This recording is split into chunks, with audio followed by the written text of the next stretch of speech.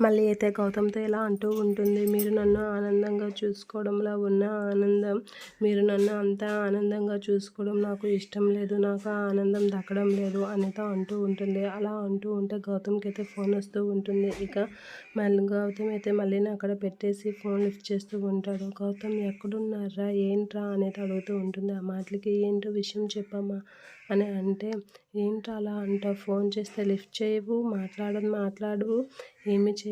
నెలలు నిండిన కడుపుతో ఉన్న కోడలు కనిపించడం లేదు. నీకు ఆ బెంగ కూడా లేదురా? ఎక్కడుందో, ఏం చేస్తుందో అని చాలా భయంగా ఉంది నాకు. నువ్వు మాత్రం ఏం పట్టనట్లుగా ఎక్కడెక్కడో ఉంటావేంటం? కొడుకు కోడలు దూరమై పిచ్చిదానిలా ఇక్కడ బతుకుతున్నాను అనేత అంటూ ఉంటుంది వాళ్ళ అమ్మ. ఆ మాటలకి గౌతమ్ అయితే, నువ్వేం కంగారు పడకమ్మా అంటే, ఏంట్రా కంగారు పడొద్దంటున్నావు అని అంటే, మళ్ళీ ఎక్కడో లేదమ్మా నా దగ్గరే ఉంది అనైతే చెప్తూ ఉంటాడు. అలా చెప్పగానే ఒకసారిగా షాక్ అయి అలా చూస్తూ ఉంటుంది వాళ్ళమ్మ. అవునమ్మా మళ్ళీ ఎవరి దగ్గర లేదు, నా దగ్గరే ఉంది, సేఫ్టీగా ఉంది, నువ్వేం కంగారు పడకు.